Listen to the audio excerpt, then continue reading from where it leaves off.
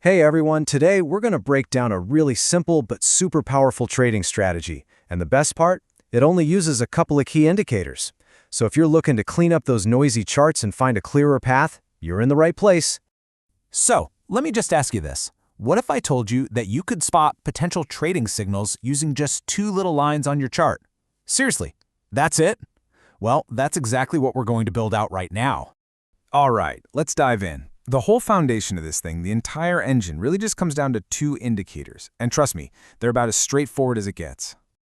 Okay, so here they are, the 9 and the 21 exponential moving averages, or EMAs for short. Just think of the 9 EMA as our fast mover. It hugs the price really tight and reacts to every little change almost instantly.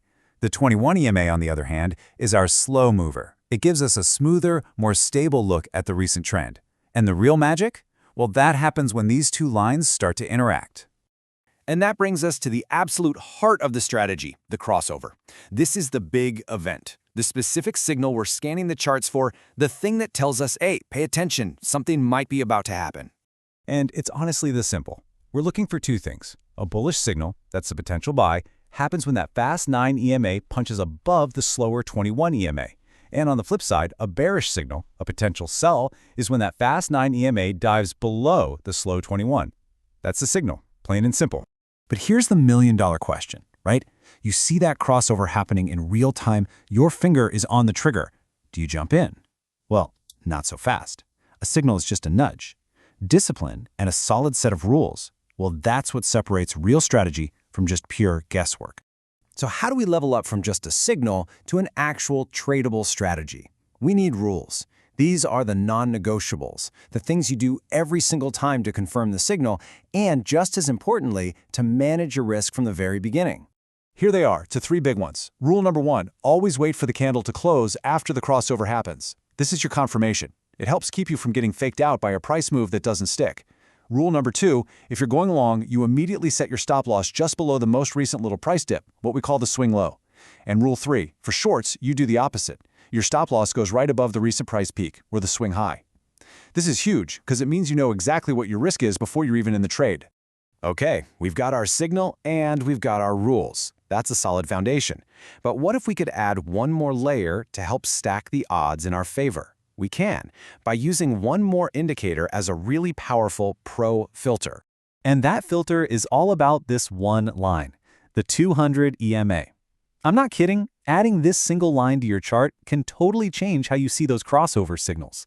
It's designed to help keep you on the right side of the overall market. So what is it? Well, think of the 200 EMA as the big, powerful river showing you the direction of the main current. It's our long-term trend indicator. And our goal is simple. We only want to swim with the current, never ever against it. So here's the first part of that filter roll. If you get a bullish crossover, the 9 crossing above the 21, you only even consider taking that trade if all the action is happening above that big 200 EMA river. This tells you the big picture trend is already on your side.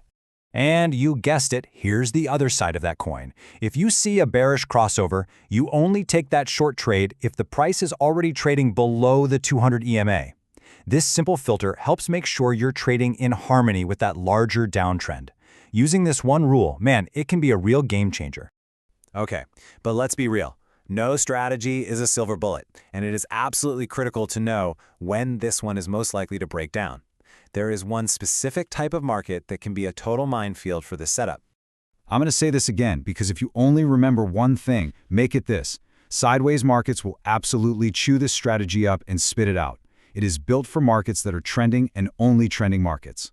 So what does this danger zone look like? You'll see those fast and slow EMAs get all tangled up, like a pair of headphones left in your pocket.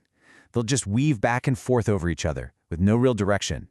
And every one of those little weaves is a false signal, a false buy, a false sell that can lead to death by 1,000 paper cuts. Learning to spot and, more importantly, avoid these choppy zones is the key. Okay, so let's run through the whole game plan one last time. The signal, that's the 9 EMA crossing the 21. Your confirmation, you wait for that candle to close. Your risk management, you set that stop loss immediately. Your pro filter, you only trade in the direction of the big 200 EMA river. And your number one warning, stay away from those sideways choppy markets. And that leaves us with this final, really important thought.